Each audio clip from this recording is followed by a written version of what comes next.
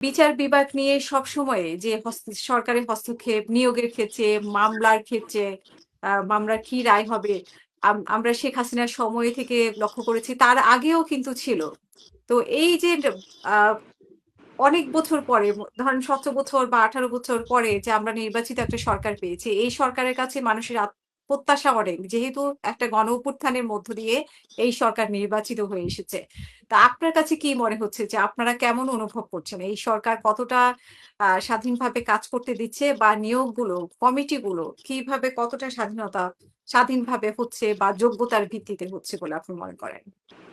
Actually এখানে বলতে হয় যে গোটা জাতি আশা করেছিল যে 17 বছরের জুলুম, শোষণ, নিপীড়নের পর একটি যেভাবেই হোক একটা নির্বাচিত সরকার কায়েম হয়েছে। এই সরকারের কাছে জনগণের প্রত্যাশা অনেক।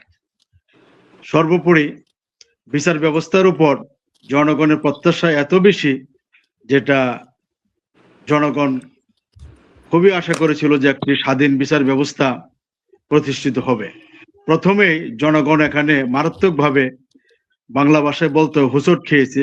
সেটা হলো যে স্বাধীন বিচার ব্যবস্থা কায়েমের লক্ষ্যে আপনার মাজদার হোসেন মামলা, এটা দীর্ঘদিন এদেশে আপনার চলমান ছিল।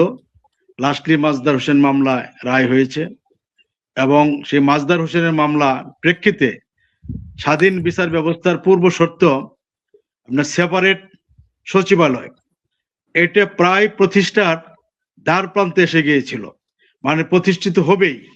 এমন অবস্থায় বর্তমানে নির্বাচিত সরকার সেই সচিবালয়টাকে বন্ধ করে দিয়েছেন এবং এ থেকে আমরা বুঝতে পারি বা সাধারণ আইনজীবীরা খুবই মর্মাহত হয়েছেন যে স্বাধীন এবং নির্বাচিত একটি সরকার এইভাবে স্বাধীন বিচার ব্যবস্থা প্রতিষ্ঠার প্রথম যে কাঠামোগত প্রতিষ্ঠান, সেই সচিবালয় ব্যবস্থাকে বন্ধ করে দিয়েছে। তার পরিপ্রেক্ষিতেই ওই আগের ধারায় বর্তমান বিচার ব্যবস্থাও মানে চলে গিয়েছে, আমরা এটা ধরে নিতে পারি।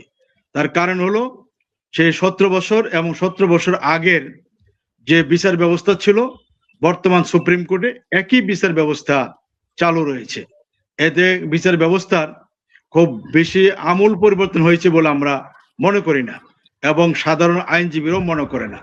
তার কারণ হলো বিচার ব্যবস্থার যে অবস্থা ছিল ঠিক একই অবস্থায় রয়েছে।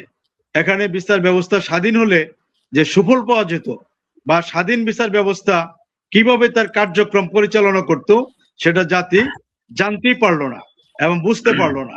সেই জন্য আমরা মনে করি এই 17 বছর পরে একটা ব্যাপক আন্দোলন, জনমনে বিরাট প্রত্যাশার সৃষ্টি হয়েছিল অনেক ক্ষেত্রেই, স্পেশালি এই বিচার ব্যবস্থার ক্ষেত্রে। কিন্তু জাতি এবং আইনজীবী এবং বিচার প্রার্থী সকল মহলেই একটা হতাশা নেমে এসেছে যে স্বাধীন বিচার ব্যবস্থা মনে হয় আর কায়েম হবে কিনা। আইনজীবী এবং বিচার প্রার্থী এবং সর্বমহল এতে খুব সন্দিহান। এই অবস্থায় বিচার বিভাগের স্বাধীনতা আদৌ সুস্পষ্ট বা ব্যতিক্রমী হয়েছে কিনা আমি এটা নিজে দেখি না এবং উপলব্ধিও করি না। বিচার ব্যবস্থা 17 বছরের যে অবস্থা ছিল, তার আগে যা ছিল, এখনো একই ধারায় প্রবাহিত হচ্ছে।